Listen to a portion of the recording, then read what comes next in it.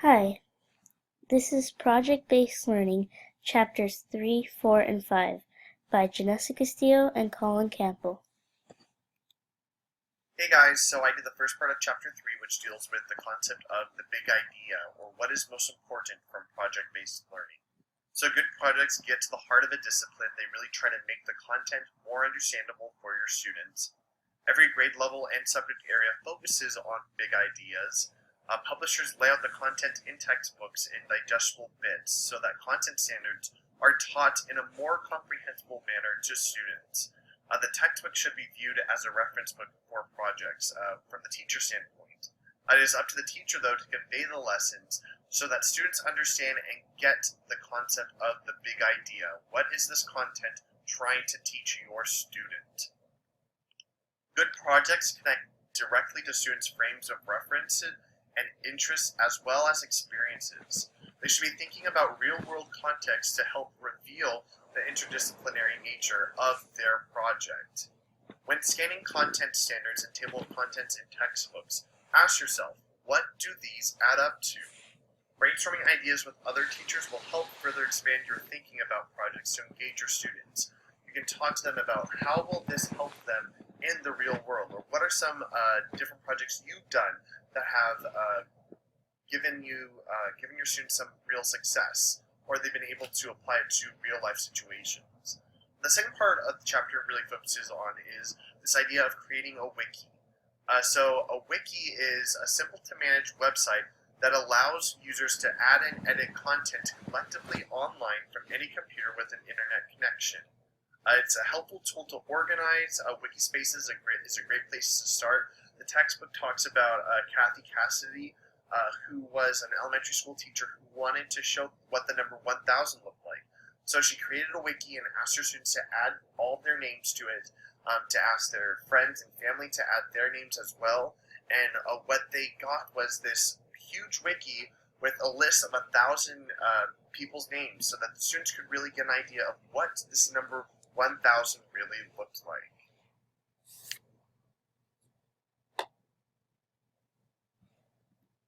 So the chapter also focuses on planning for rigor and how students should be stretching their intellectual muscles in ways that traditional learning activities may not. Bloom's taxonomy is brought up, which is a pyramid of different learning objectives or outcomes that should be coming from the classroom. The lower parts of the pyramid are less important than those higher on the pyramid. The learning objectives are to remember, understand, apply, analyze, evaluate, and create. And something to know is that the last three are important for project-based learning. Think about how using the higher order thinking skills and the actions associated with them can enhance your project. Wording projects with verbs can do just that. So when you're thinking of analyzing something, using verbs like examine, explain, investigate, characterize, classify, compare, deduce, differentiate, discriminate, illustrate, or even prioritize.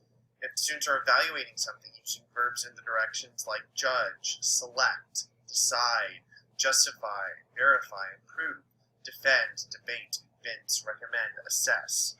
Or if they're even creating something, using verbs like adapt, anticipate, combine, compose, invent, design, imagine, model, propose, theorize, formulate. The way you word your project will drive your students' actions. The chapter also talks about digital age literacy and what that looks like, how projects can go beyond the classroom. There are several instructional standards that are focusing on behaviors required of accomplished people in the 21st century. Some of these standards are like engaged 21st century skills. They highlight digital age literacy, inventive thinking, effective communication, and high productivity. Another set of these instructional standards are the Partnership for 21st Century Skills, which incorporates core subjects with 21st century content, learning and thinking skills, information and communication technology literacy, as well as life skills.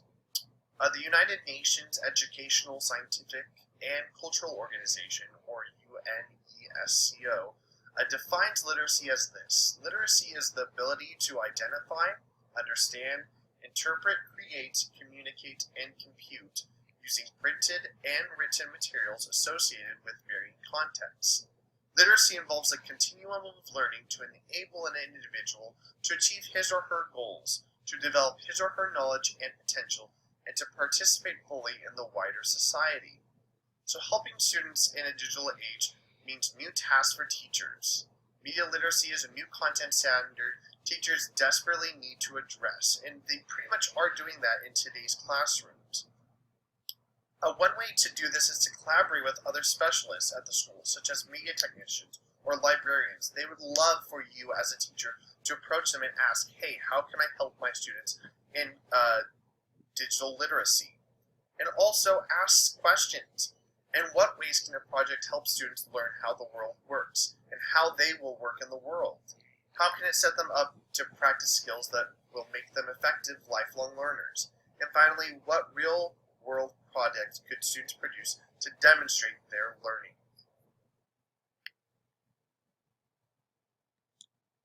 Chapter 4 is called Strategies for Discovery, and basically starts out with the question, how can you improve your own critical thinking skills when it comes to reviewing project plans?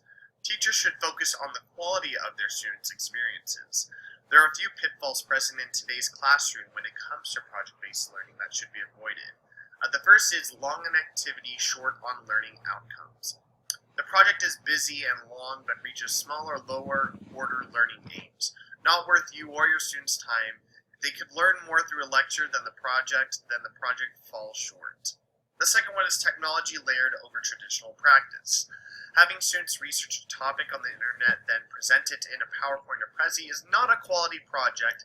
It is just, as the textbook states, a well-dressed research report.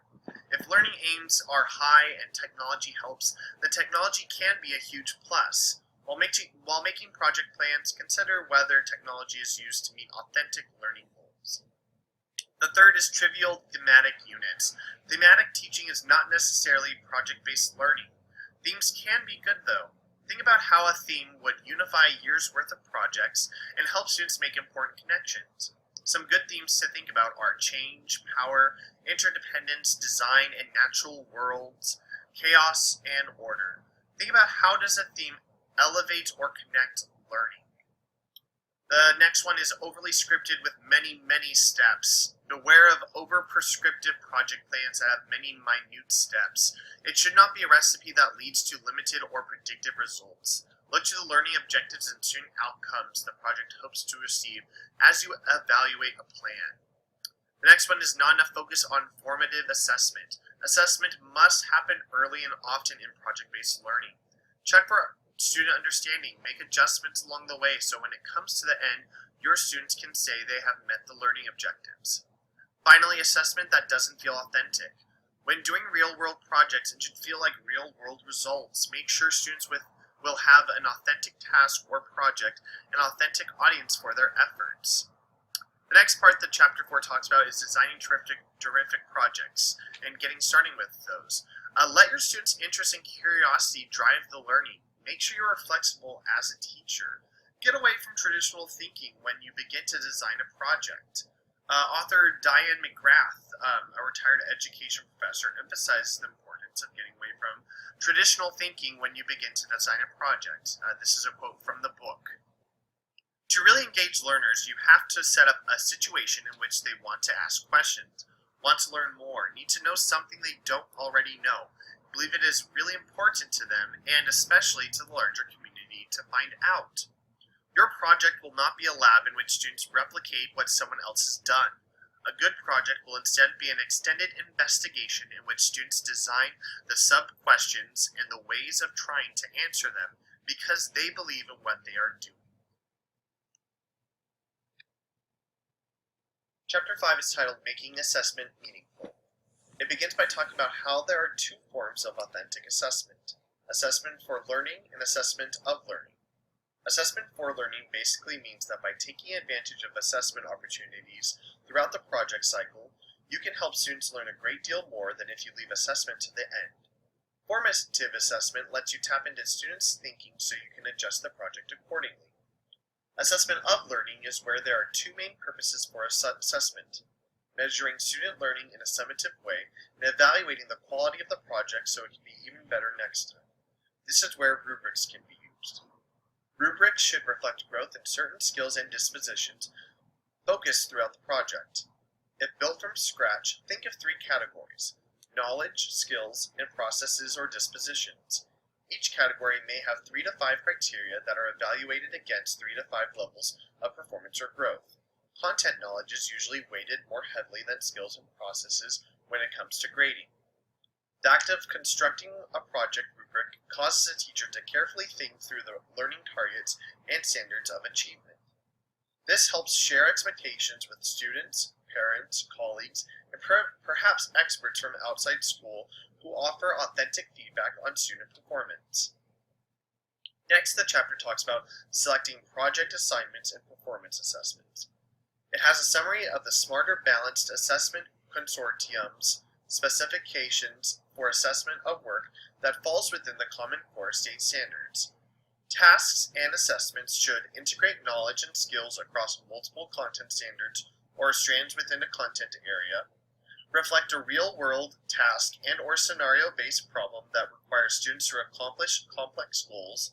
Tasks should be multi-stepped and allow for reflection and revision, represent content that is relevant and meaningful to students, measure capacities such as depth of understanding, research skills, complex analysis, and identification providing of relevant evidence. Allow for demonstration of important knowledge and skills, including those that address digital age skills, such as critically analyzing and synthesizing information presented in a variety of formats and media.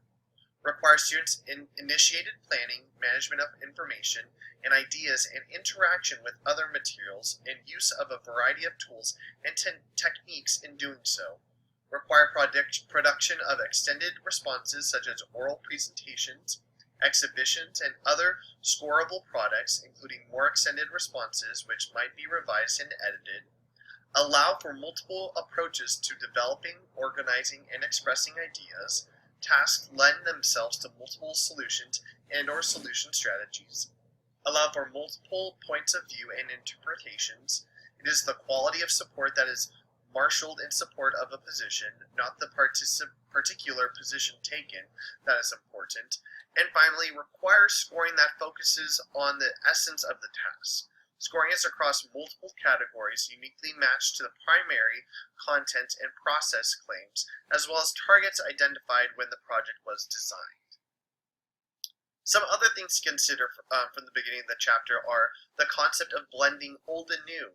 The book shows how a teacher used a project involving comic books to illustrate student comprehension of the book of Mice and Men. You can also create something new. Just because you have done something another way does not mean you should stick to it. If there's a better way, you should do it. And as always, ask your students, what did you learn? And also as a teacher, what did you learn from this project?